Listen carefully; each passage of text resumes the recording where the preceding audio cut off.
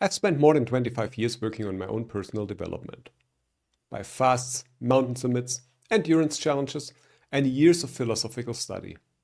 3 years ago, I started doing that work with other people, as their coach and mentor. And something I didn't expect happened almost immediately. I started seeing the same pattern over and over across very different people. Professionals in technology, in leadership, and in the middle of career transitions. I had asked them to tell me who they are. Not what they do, but who they are. And almost none of them could answer that without mentioning their job. And that's not a small thing. That's a diagnostic moment. Because what they were describing wasn't their identity. It was their function. And most of them hadn't even felt the difference in years. But today, we're living in a moment where that difference is suddenly becoming visible. Not because work is disappearing, but because the role that many of us build our identity around is under pressure. And that's something quieter than job loss. And in some ways, it's more corrosive. So what I want to share today is a framework, 5 steps that I developed out of that coaching work. And I call it human essence protection. And this is not because it's about defending yourself. It is because you need to know what you're protecting before any of that matters. So let's dive directly in. The first step sounds simple, but it isn't. It is to see the mask you are wearing. Carl Jung called this the persona. That is the social adaptation layer we develop to function in the world. But we have to understand the persona clearly. The persona is not the enemy. The persona is necessary. You can't exist in a social world without one. So the problem isn't the mask you're wearing. The problem is forgetting you put it on. And that's the problem I see consistently in my coaching work with professionals over 40. They've been wearing the same professional mask for 15, 20 years. But then at some point something starts to feel off. Not dramatically off, quietly off. It's in a way as if the person running the meetings and writing the emails isn't quite themselves anymore. So the first question I ask them is this. Which parts of your professional identity did you choose? And which of them were chosen for you? By the environment you wanted to succeed in. Most people, when they sit honestly with that question, find that the ratio isn't what they assumed. That's the starting point. This is where the work begins. Not by destroying the mask, but by stopping the confusion between the mask and ourself. Jung was equally precise about what happens to the parts of us that don't make it into the persona. They don't disappear. They accumulate in what he called the shadow, the unlived life, the values that were never expressed because they weren't strategic, the interests that were set aside because they didn't find the role. In my work, I've observed something specific that tends to surface in the shadow of midlife professionals. It's often the work that was never chosen, the path that was abandoned at 25 because it wasn't practical, or the creative capacity that was redirected into something more marketable. The algorithm rewards what generates engagement. The persona performs what generates approval. The shadow holds everything that was sacrificed to make both possible. Step 2 isn't something dramatic. It's not about confronting the shadow spectacularly. It's about acknowledging that it exists and that what it contains isn't pathology. It's data. It's information about who you were before the optimization began. One of the most consistent moments in my coaching work is when a client realizes that the qualities they most admire in others, the ones that feel almost painful to observe, are usually shadow material. Something they once had or always wanted that the persona decided wasn't safe to carry. This recognition alone can already shift something. Now, step 3 is about value archaeology. And this is the philosophical core of the framework. And also the step that takes the most time usually. There is a difference between values that were chosen and values that were rewarded. Most people, when asked what they value, give a list that's partly genuine. But the other part is a mirror of what their environment reinforced over decades. Integrity, excellence, impact. And don't misunderstand me, those are real values. But they're also the words on every corporate values wall in every office building in the world. Value archaeologically goes deeper. Beneath the rewarded values, beneath the professional language, beneath the LinkedIn profile, what do you actually value? What would you protect if no one was watching? What would you do if the algorithm couldn't see it? I once had a client, a senior technology manager, who spent an entire session articulating his values.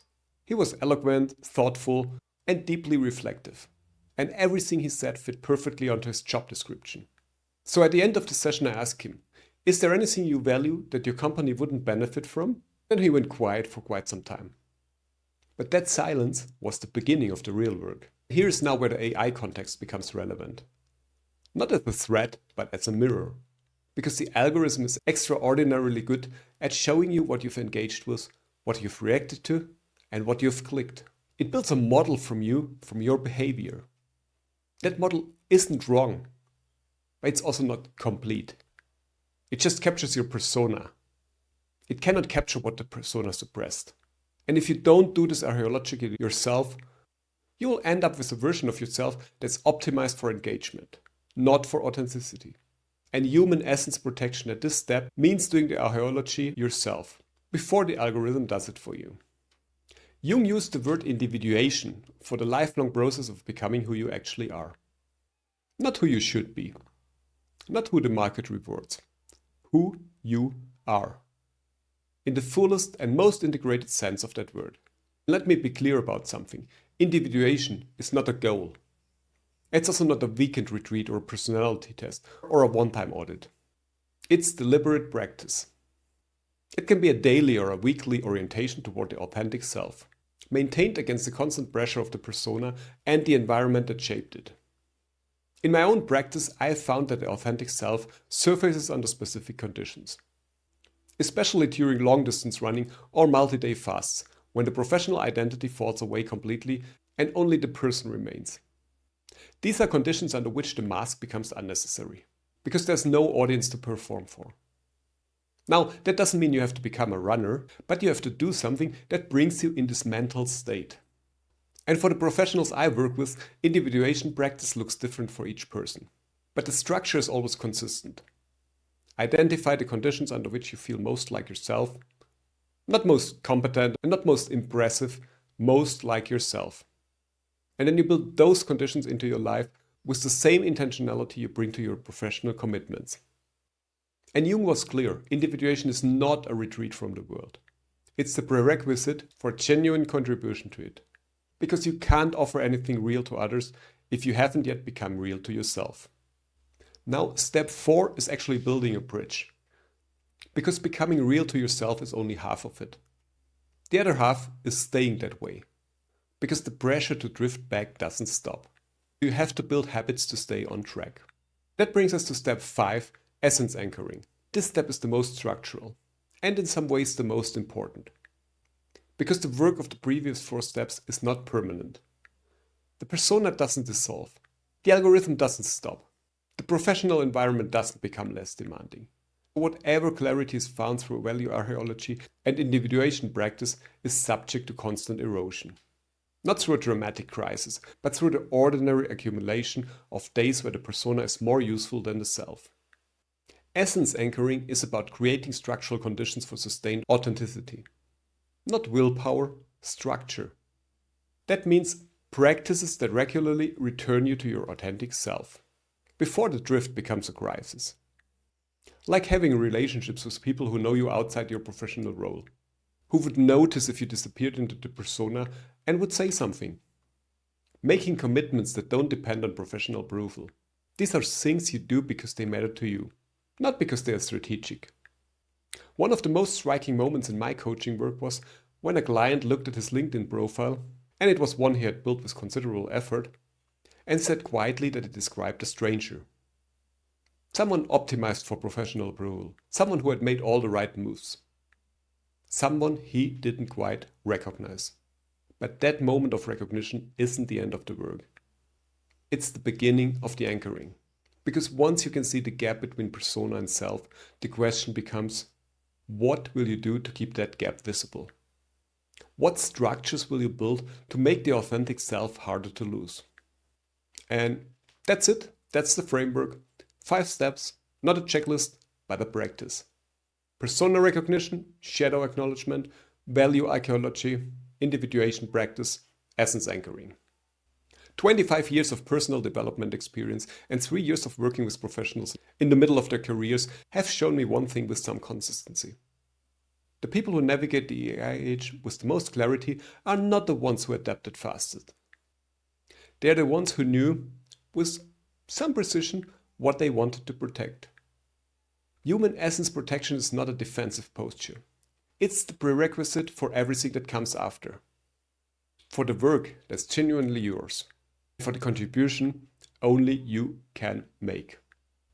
Jung called the process individuation because it's inseparably individual. There is no universal framework that tells you which of these 5 steps is most urgent for you right now. That depends on where you are and which pattern in your history is running the strongest. If this framework steered something in you, the career archetype test below can show you exactly where your work begins right now. And with that, I want to say thank you. I'll see you in the next video.